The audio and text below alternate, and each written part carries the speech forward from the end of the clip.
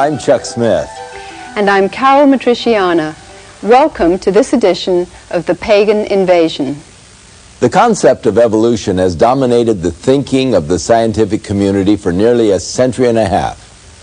Through the years, many have hoped with great anticipation that evolution's theories would prove to be true and would thus answer the great mysteries of life. Yet as we stand at the edge of the 21st century, we are no closer to knowing anything about the mechanisms of the evolutionary process than we were during Darwin's time. To this day, scientists have failed to agree on many evolutionary claims, including how it happened, when it happened, and what changed into what, and how non-life became life. Should the theory of evolution prove to be invalid, the only other explanation for existence of life would be the result of the handiwork of a master designer and creator. And that's a conclusion that the scientific community seems to avoid considering at any cost. Most people are under the impression that Charles Darwin discovered the law of evolution and that it is a modern scientific fact. That assumption, however, is not true. Ancient Greeks, Indian mystics, and many other cultures have believed in various forms of evolution throughout the ages. What Darwin did was popularize a theory of evolution in 1859 with the publication of his book, The Origin of Species by Natural Selection. Darwin has been said to be responsible for perhaps the most fundamental of all intellectual revolutions in the history of mankind. Yet in his book, he doesn't give any scientific evidences for evolution, cites no examples of new species resulting from natural selection, produces no examples of transitional forms, and documents no evolutionary mechanisms. Darwin was not the brilliant scientist most would think him to be, but a theologian, and surprisingly a Freemason. In fact, his only formal training was in theology at Cambridge University in England. Today, prominent evolutionary scientists continue to attack and contradict their own hypothesis, which should be a warning to us of its weakness as a scientific theory. Yet this crisis doesn't appear to daunt or discourage its promotion. Public institutions such as museums, libraries, high schools, and universities continue to propagate evolution as though the scientific community has agreed on evolution as being fact. During the course of this program, we will be talking to leading scientists from around the world. We will evaluate their claims and examine the evidence. Does evolution really provide the answer to our existence? Or could it be the hoax of the century?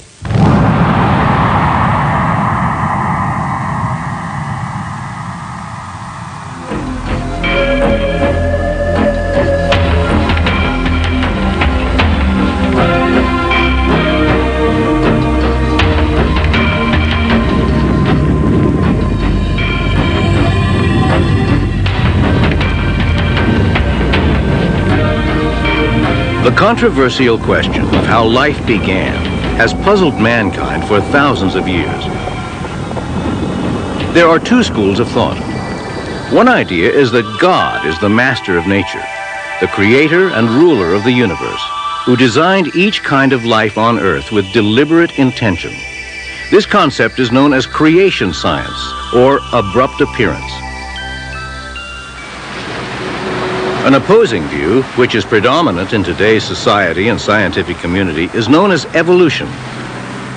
It teaches that non-living matter unintentionally changed into life and developed with time.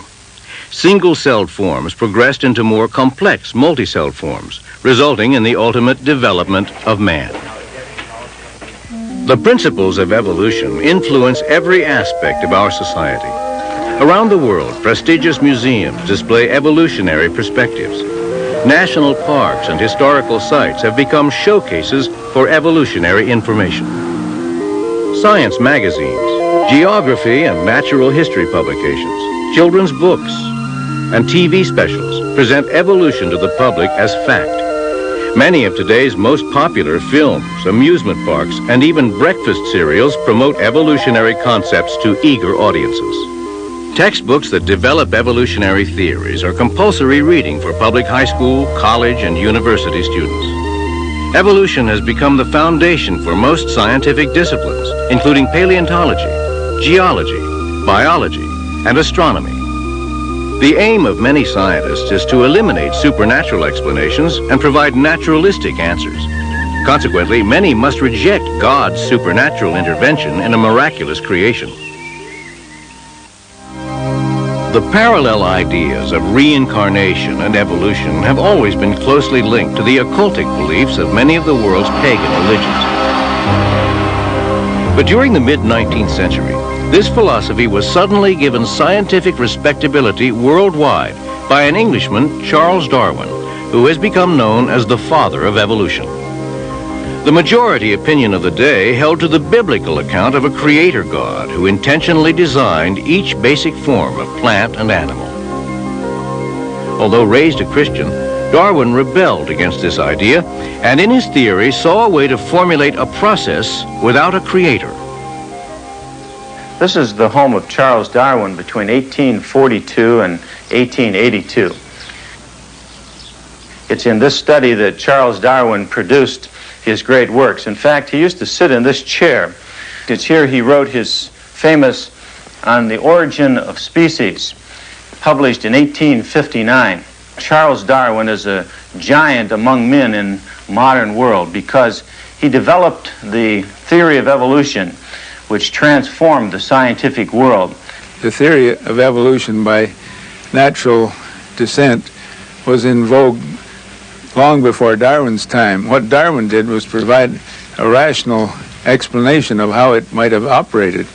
So rational indeed that many people said, why didn't I think of that?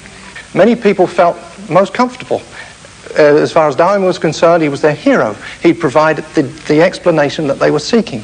Modern science was born in 1620 when Lord Bacon wrote Novum Organum. Between 1620 and 1860, most scientists believed in the creator and in the creation of man. Today, few scientists believe in creation or a creator. What happened? Who are some of the molders of the modern mind? Standing here by Thomas Huxley in the Museum of Natural History. He's been called Darwin's bulldog because he took the theory of Darwin and gave a forceful presentation of it. Huxley believed that you could explain everything in nature apart from the creator by pure natural laws. We have to remember that after all, creationism was what everybody thought not all that many years ago. And creationism was overthrown in the scientific community by evolutionary thinking. For the most part, Darwin's book was considered blasphemous by the average person in England at that time. Karl Marx, an atheist and the originator of communism, was delighted to find a scientific rationale in the theory of evolution, which he claimed gave validation to his new philosophy. Marx admired Darwin, and the two communicated and corresponded. In appreciation, Marx even attempted to dedicate his greatest atheistic work, Das Kapital, to Darwin. There were communists of the day, and Karl Marx was one of these, who saw Darwin's theory as giving scientific credibility to what was previously merely a philosophy. The philosophy of socialism, the philosophy of communism, it all became scientific and credible with Darwin's theory. The people who have devised the concept of evolution, starting with Charles Darwin himself, and even before him, have come up with a concept that starts with a vacuum. And then there was an explosion in that vacuum called the Big Bang that created the Milky Way galaxy with up to 200 billion stars, all circulating in intricate precision. The result of that explosion, and it gets all the way up to man without God getting into the act anywhere along the line. That is really the way it is taught in all of our public schools today. Darwin's whole purpose was to explain all of life without design and purpose, without the need for a creator, by purely mechanistic or natural processes. Luther Sunderland, former aerospace engineer and author of the book Darwin's Enigma. Now, what is this materialistic or natural explanation for evolution? It says that on the early Earth, in a soupy ocean, some chemicals got together and formed spontaneously the first living cell. Now, that was no minor operation, because the simplest single-celled organism we know anything about has in its genes and chromosomes about as much data as there are letters in the world's largest library, 1 trillion letters. No way in the world could random processes have organized that much data. Most life forms are comprised of billions of these complex cells, which once again display themselves in perfect order. The mathematical impossibility of the human body being formed accidentally surpasses the logic of an explosion in a printing shop, resulting in the formation of a dictionary.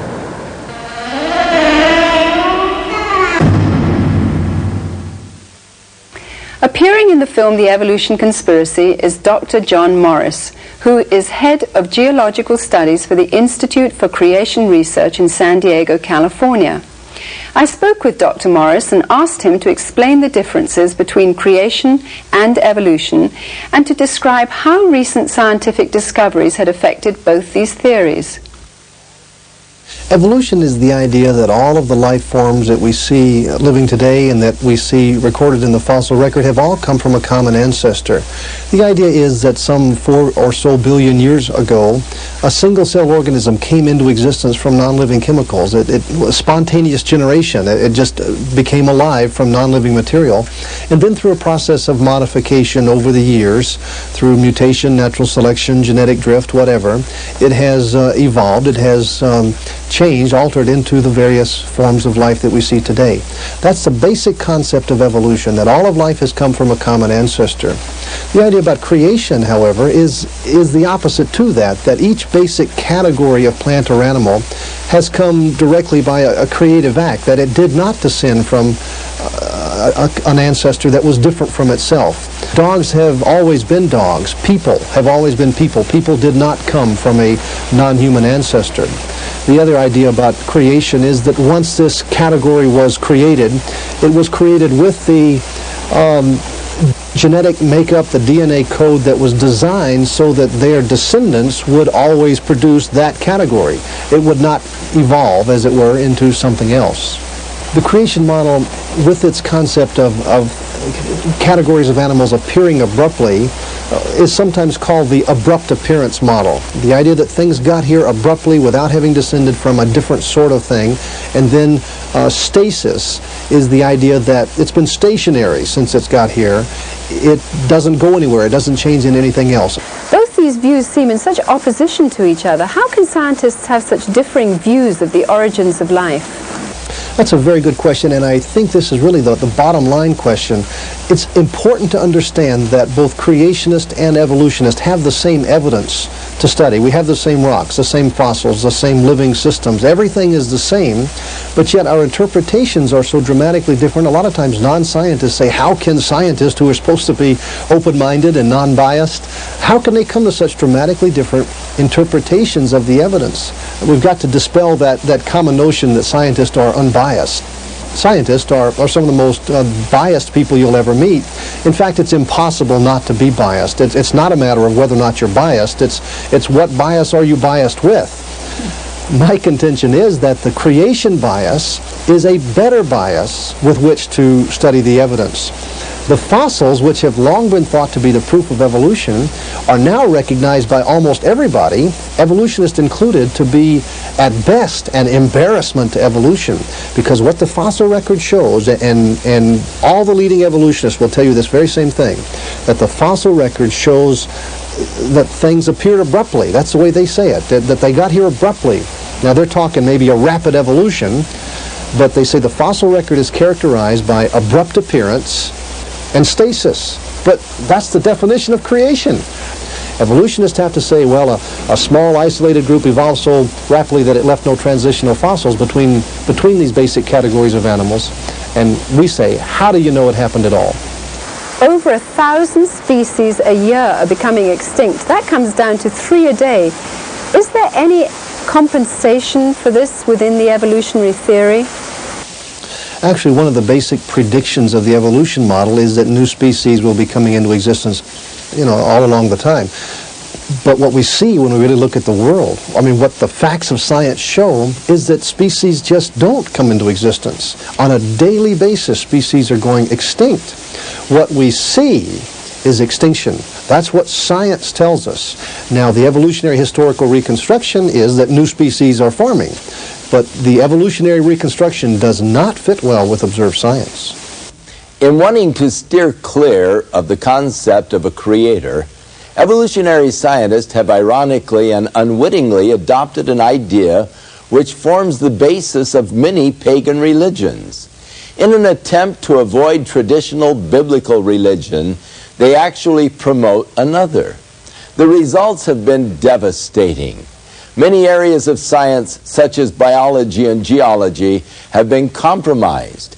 In searching for evidence to prove evolution, scientists have pursued a series of wild goose chases only to come up empty-handed. Perhaps the biggest waste of time has been the search for the missing links in the fossil record, which to this day are still missing. Let's take a look at the progress made by evolutionary scientists thus far.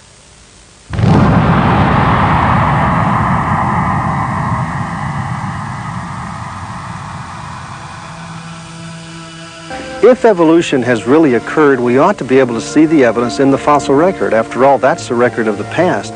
But if we look at that fossil record carefully, we see that there are no recorded instances of one type of an animal ever changing into another. There's no transitional forms. One of my advisors is working in the field of paleontology and has been working on the distribution of fossils in the record and has found that there are no interspecific transitional forms, something that, of course, the creation model would have predicted and did predict long before this research was done. We ought to see cats, and we ought to see dogs, and we ought to see cogs and dats. We ought to see them in between. We ought not to be able to divide them like we are now. But that doesn't usually stop my evolutionary colleagues. They will make the statements over and over again that the fossil record is replete with these transitional forms. There are myriad transitional forms. There's really no problem finding transitional forms. It's completely false to say that there's a lacking of transitional forms. We have plenty of them, more than sometimes we can cope with. In fact, there are so many transitional forms between species that we must often fall back on statistical analysis to separate one from the other. So the claim that there are no intermediates is simply a false claim. During their interviews, several of these prominent scientists contradicted themselves, admitting that no transitional forms had been found, and proceeded to offer excuses for the lack of evidence. And the problem of transitional forms is one that all honest paleontologists have a problem with. The geologic record is incomplete. It's incomplete because of erosion that has eroded things away. One of the things that also makes it a little more difficult in the fossil record is the rapidity with which evolution acts in very short bursts. It doesn't leave many transitional forms behind. Let's go to the British Museum of Natural History, to the man who wrote the book there on evolution, Dr. Colin Patterson. I wrote to Dr. Patterson and asked him why he didn't put a single picture of an intermediate form or a connecting link in his book on evolution. Dr. Patterson now, who has 7 million fossils in his museum, said the following when he answered my letter, quote, "I fully agree with your comments on the lack of direct illustration of evolutionary transitions in my book. If I knew of any, fossil or living, I certainly would have included them," unquote. Later he said, "I will lay it on the line. There is not one such fossil for which one might make a watertight argument."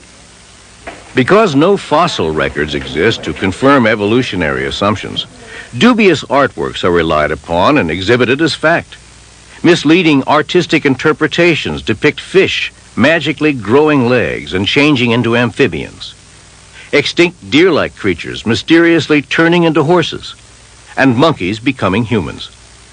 Where non-existent transitional skeletons are needed to prove a point, skilled craftsmen substitute plastic and wooden models. I'm very concerned about the way our museums present evolution as though it were a proven fact. And actually, false information is being presented. You see, since the museums don't have the transitional forms, they have to make them up out of thin air. The November 1980 edition of Science Digest shows a drawing of a whale with legs as an evolutionary link between whales and cows. But the only fossil evidence for this mythological transition is a skull and several teeth, no leg bones. Niles Eldridge at the American Museum said, "You're only limited by the credulity of your audience and your own imagination in making up these stories of what changed into what and what the intermediate forms were." If we're talking about seeing evolution today, seeing one species changing into another species, that's not going to happen. Although there must be, from an evolutionary perspective, many transitional forms out there, the likelihood of finding any one of them is extremely low. The more we learn about paleontology, that is fossils, the more certain we are that evolution is based on faith alone. The National Academy of Science is the official advisor to the U.S. government on questions of science. In its publications, it falsely claims that the missing links that troubled Darwin are no longer missing. This is misrepresentation which deceives millions, because after 120 years of exhaustive searching, Darwin's missing links are still missing. Yet this academy and evolutionists continue to perpetuate the mythical theory that man developed from ape-like creatures. Richard Leakey, who is one of the most well-known anthropologists, said that if he were asked to draw a family tree for man, he would just have to draw a huge question mark because the evidence is too scanty to possibly know man's evolutionary origin, and he didn't think we're ever going to find it. To aid and abet evolutionary concepts, artistic depictions have gone beyond ethical boundaries. Despite having no foundation for the ape-to-man theory, scientists and artists continue to dupe the public with lifelike but imaginary illustrations. These artists vainly entertain natural progressions of apes to humans and presume their hair color, skin tones, and even facial expressions from no more than a tooth, a piece of bone, or even no evidence at all. National Geographic magazine, which doesn't attempt to hide its evolutionary bias, admits that these fossilized footprints are identical to human footprints. Yet artists take the liberty to accommodate evolutionary theory and illustrate ape-like features to fit ape-like creatures. All because biased dating processes insist that these footprints were found in rock layers said to exist before humans. Now, today we have evolutionists who would like us to believe there is solid evidence for evolution. Before the public, they generally create the impression that the evidence is just like solid gold, that man has evolved from some ape-like creature. Dr. Donald Johanson, director of the Institute of Human Origins, discovered Lucy, an alleged ape-to-man missing link. The human family and the ape family diverged and went on their own individual and separate evolutionary trajectories. We don't know precisely what the common ancestor was for that, but we know that it resembles something like what is called Ramapithecus. Ramapithecus. That was formed out of nothing but a fragment of a jaw and several teeth. And for many, many years, Ramapithecus was held up as our ape-like ancestor. But now Dr. Pilbeam at the Yale Harvard Peabody Museum, when I interviewed him, he said, "We have found about 40 of these creatures now, some of them fairly complete, and they are not on the direct line to becoming man at all. They're more like an orangutan." Dr. Pilbeam of Yale, who first claimed that Ramapithecus was an ancestor of man, now suggests that it isn't. Yet evolutionists continue to cite Ramapithecus as an ape-man link. Another so-called missing link, Java Man, was concocted by Eugene Dubois when he found an ape-like skull fragment, and then 50 feet away he found a human leg bone. However, just before he died, Dubois confessed that he'd also found 2 human skulls at this same location, and he admitted that the skull fragment belonged to a gibbon and not to an ape man. Homo erectus is probably best known as Java man. And it was at this stage in human evolution that they began to make and use these large triangular hand axes. Brains expanded over 1,000 cc's, body proportions similar to ours evolved, and we were firmly on the road to later hominids, including modern humans. This hoax is still accepted by evolutionists today, and it's presented to the public as a true missing link. If you think the Java Man hoax is incredible, wait until you hear all the facts surrounding Johansson's Lucy, this little 3.5-foot adult skeleton, which looks just like a chimpanzee. As you know, Lucy was found in 1974, and sometimes I refer to her as the woman who shook up man's family tree, because she represents for us the oldest, most complete skeleton we have of any human ancestor known to anthropologists. Now, the species Australopithecus afarensis, as represented by Lucy, is a species that we feel is ancestral to modern humans. And the significance of Lucy is that she gives us a good idea of what our ancestors looked like some 3 million years ago. We can learn from her skeleton about the way that she walked, for example. When we look at her knee joint, when we look at her pelvis, we see that she walked like you and I, instead of like a chimpanzee. Johansson said, even though this is a very ape-like creature, it walked upright. Well, the pygmy chimp today wanders around in the rainforest walking upright almost all the time, so that doesn't prove anything. Actually, the only features of Lucy which even hint at erect posture are the knee and hip joints. Dr. Charles Oxnard, with a sophisticated computer analysis, has concluded that Johansson's claims for the hip are unfounded, and it must be pointed out that the knee was not even found with Lucy. This knee joint was found over a mile away, 200 feet deeper than the other bones. She comes closer to representing, I think, what the average person thinks of as the missing link than any other fossil we had ever found in Africa. So she has extraordinary importance in terms of understanding the very earliest phases of human evolution. Richard Leakey and others are now claiming that, in all likelihood, Lucy is really a mosaic of 2 or more species. This isn't funny. What is funny is that they claim that creation isn't scientific. The next thing back was Piltdown Man. Here was a case where a human skull had been doctored up along with a jaw of an orangutan to make the jaw look somewhat human. The teeth were filed. It turned out to be a pure fraud. Piltdown Man was a purposeful fraud, and it fooled the world's greatest evolutionists simply because they so much wanted to believe that there was some evidence for evolution. Neanderthal man was originally found in the Neanderthal Valley of Germany. These creatures almost all looked very modern, but several of them, 2 or 3, had a very stooped over, brutish appearance. Now, however, 2 scientists have gone over to the museums in Europe from Johns Hopkins University, got these bones out of the museums and x-rayed the ones that had a very stooped over appearance. And lo and behold, they discovered that the stooped over creatures had rickets or some vitamin D deficiency disease such as arthritis. They have reclassified the Neanderthals from a separate species, now put them back into Homo sapiens, the same as modern man. Now, Nebraska man consisted of nothing but a single tooth. And around this single tooth, pictures were drawn showing an ape-like creature that had evolved into man. It turned out later that this tooth was nothing but the tooth of an extinct pig. And this is a case now where a pig made a monkey out of an evolutionist. I think man has always been man. The scientific evidence shows this, and this, of course, is very consistent with the account of creation that is presented in the book of Genesis.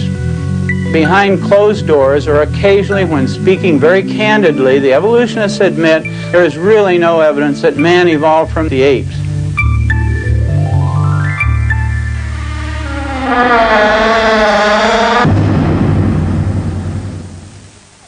Artworks in museums and textbooks show the nature of evolution. What is the truth behind these artworks? You know, I talked to an artist about a year or so ago who was an artist for an evolutionary textbook, and he was told to draw a picture of one of these missing links between an ape-like ancestor and man, and he was given the skull of a creature to work from.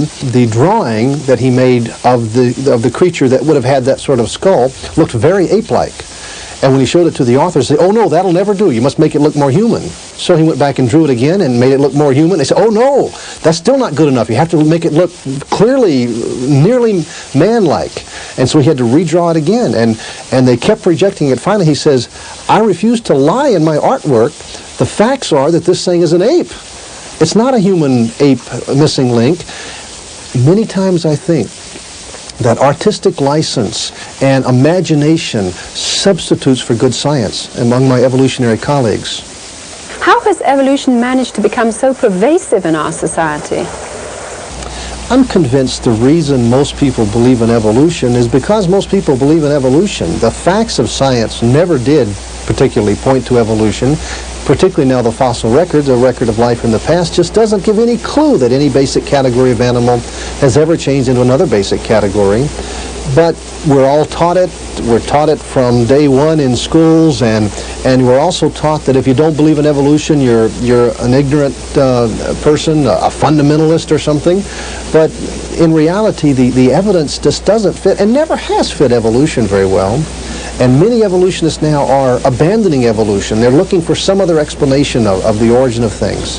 In schools, students are taught that evolution is a fact. Is it proper for scientists to claim that evolution is a fact? I remember at the Scopes trial in 1925 that all the arguments that were used in favor of evolution have now been disproved. They're no longer even thought to be proof of evolution, such as Nebraska man. This was a human ancestor, so it was thought. It was based on one tooth that was found, and from that tooth was built up not only the whole person, but the family, the wife, the kids, the whole community, just off of one tooth. And it was found out later that that tooth was really not even a human tooth. It was from a pig. Our Piltdown man was another one that was used as proof, and now we know that Piltdown was a fraud. Well, those things were taught as fact, and people believed evolution because of the proof that was given, but now we know that those proofs were in fact wrong, but people still believe in evolution because you see how it works. They were taught it was a fact, they believed it, and it got to where the evidences were unimportant anymore. I'm convinced that this is so destructive to the minds of our students. They're not taught how to think. They're not taught how to evaluate evidence. They're only taught to remember what you've been taught, and then if it changes, you remember the new stuff. You see how it works. You know, I think this issue of creation evolution goes far beyond just how we look at rocks and fossils. I think it's really a basic foundational issue. You see, if we are created by a God who designed us to operate in a certain fashion, that means that God has the authority to set the rules on our behavior and the authority to set the rules for violating that behavior. So our job is to agree with and submit to those rules. But you see, if we've just descended from the animals, if we're just an ape that lost our tail somewhere along the line, then nobody owns us. We set our own rules, and we do what we want to do. This, I think, is a commentary on our modern society, that everybody's doing their own thing, that we're after our own gratification. Charles Darwin himself warned that unless transitional forms could be found in the fossil record, the theory of evolution was worthless speculation. Today's adherents to evolution have failed to heed this warning and continue to hold to a belief in evolution despite the complete lack of evidence.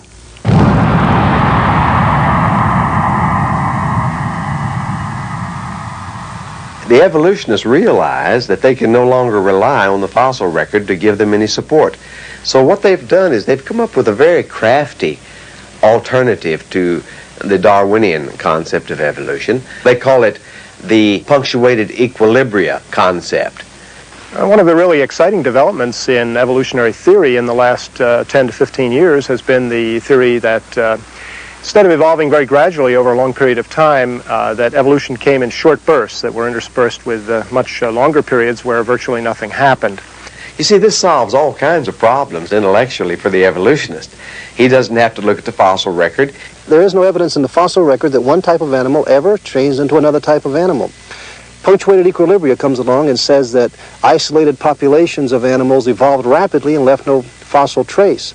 But this is an argument from lack of data. There are no transitional forms, and that's used then as proof of the brand of evolution called punctuated equilibria. This is bad science. With this new information, we're trying to refine our view of evolution. And what's emerging is a much more powerful synthesis of the evolutionary theories.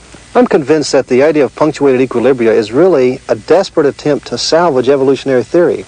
Punctuated equilibrium, while attempting to explain the lack of intermediate forms between neighboring species, neglects to address the real issue that asks why there are no transitions between major categories of life forms. One extraordinary answer was offered by Goldschmidt's hopeful monster theory. Who would believe, for instance, that a reptile laid an egg and a bird came crawling out of the egg, as Goldschmidt had said about this theory when he first came up with it? We are literally going back to the very foundations of evolutionary principles and reevaluating once again the mechanisms whereby evolution takes place. Unfortunately, I think a number of those outside the scientific fields that deal with evolution interpret this as a casting doubt on the very what I would call the fact of evolution. What it does say to us is that the evolutionists are running scared. It seems like almost every new development in science is converging to destroy evolution. Whether we're talking about new discoveries in astronomy or in paleontology or biology, this is true. I just realized finally, after studying all this material and thinking this thing through, that the evidence, the scientific evidence for creation, is a lot stronger than the scientific evidence for evolution. In the last decade, most of the basic pillars upon which evolution has stood have collapsed, and the theory is in chaos. Now, unfortunately, at this time, the evolutionists are crying louder than ever before that evolution is a fact. Well, it's my personal view that evolution is a dead certain fact. Evolution. There is no question that it happened. The geological record cannot be explained in any other way than through the evolutionary process. Many times you'll hear the statement that evolution is a fact, but a scientist should know better than to make a statement like that. If evolution has ever occurred, it was not observed, and therefore it's outside the realm of science. It's inaccessible to scientists and the scientific method. Many of my evolutionary colleagues are coming up with rather bizarre theories. It seems that they recognize that evolution doesn't make good sense scientifically, and so they're forced to come up with these incredible imaginary ideas. For instance, some now recognize that the spontaneous generation of life from non-life is scientifically impossible. So what do? Do they attribute it to a creator? No, they claim that life came from outer space. Well, they can believe that if they want to, but they shouldn't call it science, and they shouldn't teach it in schools as if it were science. Evolution is simply a matter of making up stories in place of the actual scientific data. Science used to be the search for truth. Now it seems it's deteriorated into the search for a believable story. The scientist who can make up the most plausible sounding story and can get it printed or get the media to tell about it, he is the one that becomes famous. I can say that as a scientist I see zero evidence that evolution has occurred or that any is going on today. One scientist I spoke with said that even if evolution is not true, there's no way it could ever be retracted because it had gone too far. Millions of textbooks would have to be reprinted, and museums all over the world would have to tear down their exhibits. Society would never trust science again.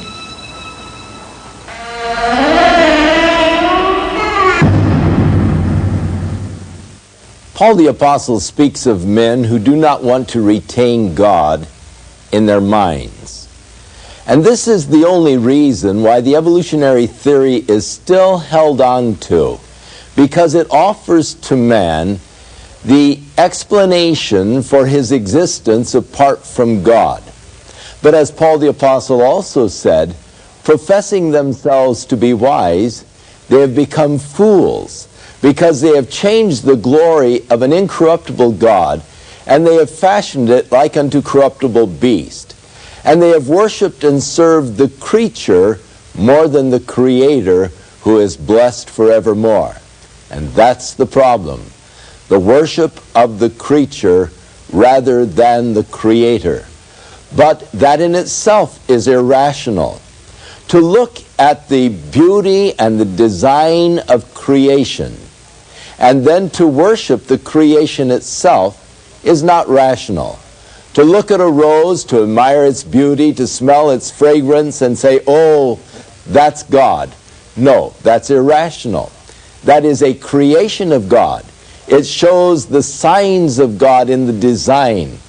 And so the wise person will go beyond the creature and worship the Creator, who is blessed forevermore. Don't get caught short. Go all the way and worship God, the Creator. Within all of us, there is a God-shaped vacuum.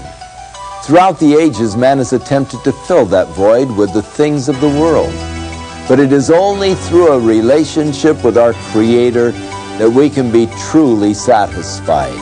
His Holy Scriptures reveal the way in which we can be reconciled to God, and that is through the provisions of His Son, Jesus Christ. I'm Chuck Smith. And I'm Carol Matriciana. Join us again for another edition of The Pagan Invasion.